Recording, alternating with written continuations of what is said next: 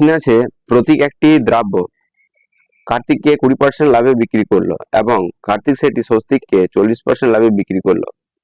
যদি স্বস্তিক সেটির জন্য 10,500 টাকা দাম দিয়ে থাকে তাহলে প্রতীক সেটির জন্য কত টাকা দাম দিয়েছিল?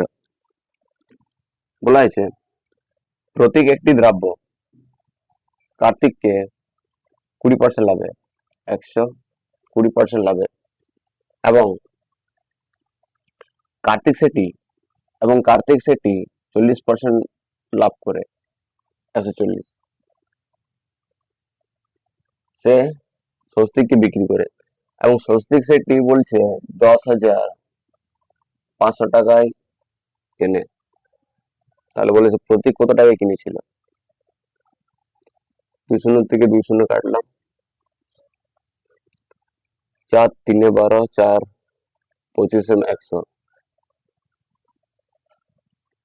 7 2 14, 50 2 100, 7 15 105, 3 5 15, 5 25 125 এবং 50 দিয়ে গুণ করলে 5 2 6 6,250 টাকা। Option C right answer.